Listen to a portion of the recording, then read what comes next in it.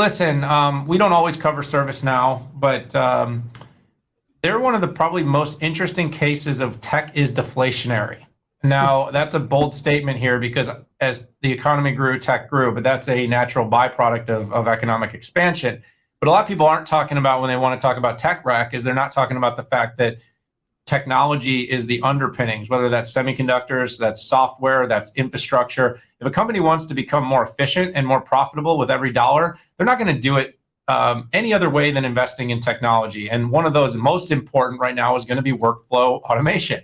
You know, the idea that you can take a process, you can remove a lot of the excess steps out of these workflows and get more work done in less time in a subscription basis on an OpEx versus more CapEx, more humans, more people, more process, more paper, just makes a lot of sense. So ServiceNow, of course, sits in a position under CEO Bill McDermott to be in an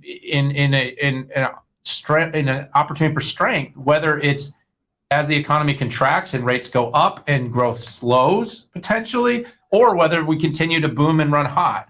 And so this quarter, you know, the company showed strong growth. It showed 30% subscription revenue growth. It showed an improvement in how much on their performance obligation, which is important in SaaS by 30%. They saw their large customers grow 52%.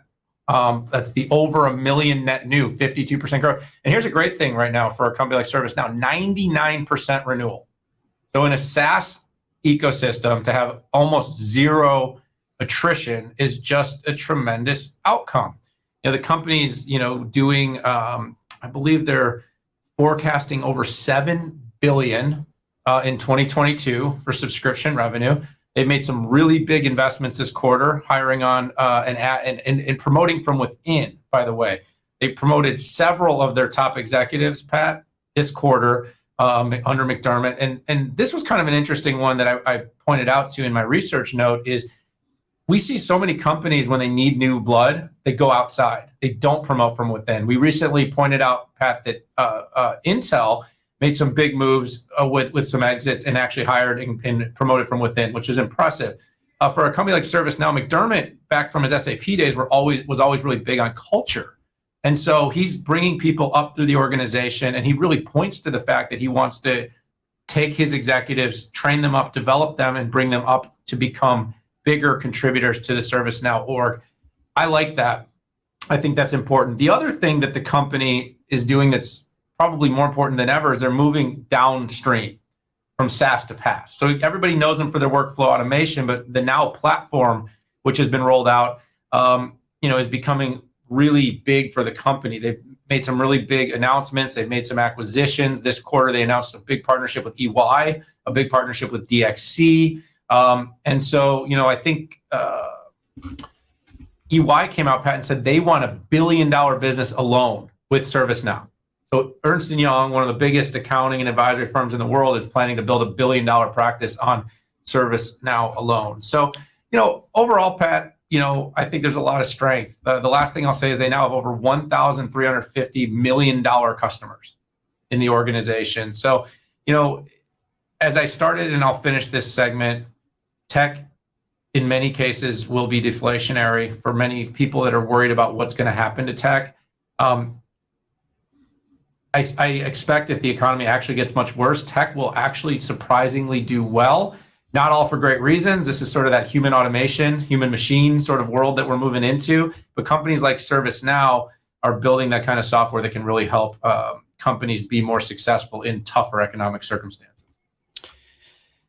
Yeah, I don't cover ServiceNow as closely as you do, but I got to tell you, from an investment point of view, I look over the last year, it has not been a good investment.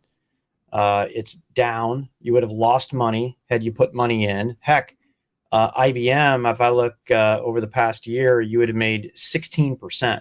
So to me, ServiceNow doesn't do a very good job at educating investors. They don't understand the value proposition, and I think they need a lot of help in getting this, you know, getting their story out. And maybe, I don't know, maybe, you know, you and I having this discussion is part of that, but I just don't hear a ton of folks talking about the company. Now, I think part of that challenge is that they are a category killer right now, but trying to expand the base, right, into what they do, right?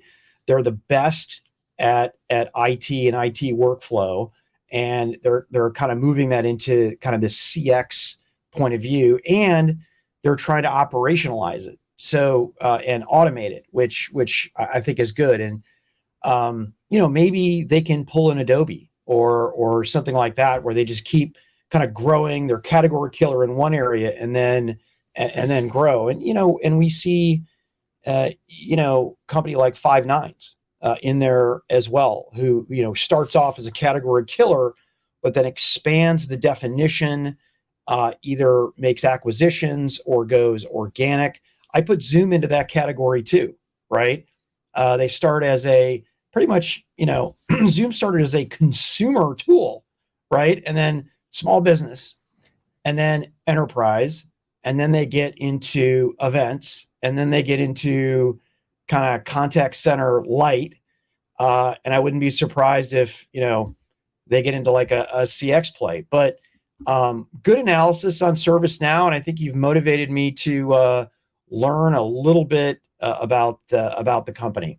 Yeah, and one thing I will point out, Pat, is you did say something that's true about the stock in the pullback. Overall, though, almost every single SaaS company, if you'd invested a year ago, you'd be down right now. There's not really an example of that. Having said that, if you'd have been in it for 5 years, the stock was at 5 years ago today was at $89. So it's at 551 today. So the horizon is always the proof point, and unfortunately, the last year to most tech companies' value has definitely done better. So you made a great point. The last year has not been friendly. It's just one of those things that I don't know how much of an indictment that is on any SaaS company, because Zoom was 550 a year ago and it's 150 now, and I think they're a good company too. I don't think that's a good comparison because it's a COVID darling. Maybe Salesforce is a better comparison, but anyways, I'm not I'm not arguing. I just mean it's an interesting. Yeah. It's a tough time horizon because of how badly tech has been beaten up over the last 3 or 4 months. So yeah, and I'm not criticizing the company. I'm really criticizing more of the company's communications. It's not getting its value prop out there.